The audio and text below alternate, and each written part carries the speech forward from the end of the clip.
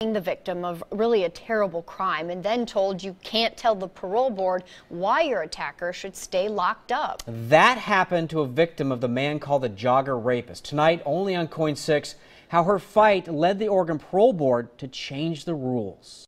I was just a young, barely 17-year-old, in my senior year of high school. It was a Sunday night, 1979. Home alone, Danielle Tudor's life was suddenly thrown off course when a man came to her door. I could see that handle turning. Danielle tried to hide and called 911. When we locked eyes again, he bolted up that staircase into my parents' bedroom so fast. Richard Gilmore attacked, armed with a stick. I became hysterical.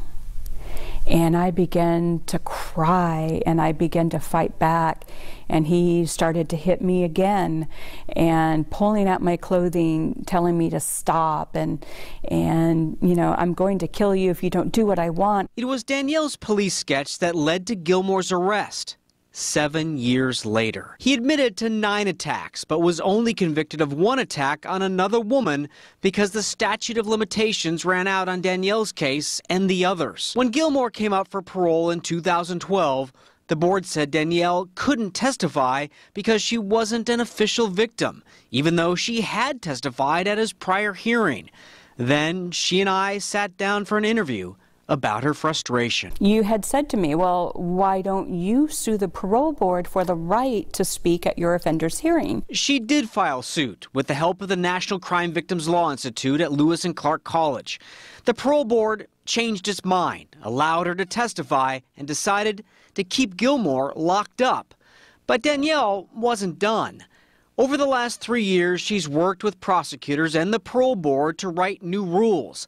They now define victims like her as victims, officially, with full rights to testify. Are you happy?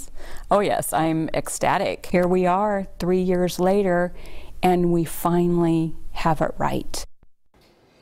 As we've also reported, Danielle worked to get the legislature to change the statute of limitations for rape cases and where there's no DNA evidence from 6 years to 12 years. She thinks it should be 20, is still trying to get that changed. Richard Gilmore has his next parole hearing in April.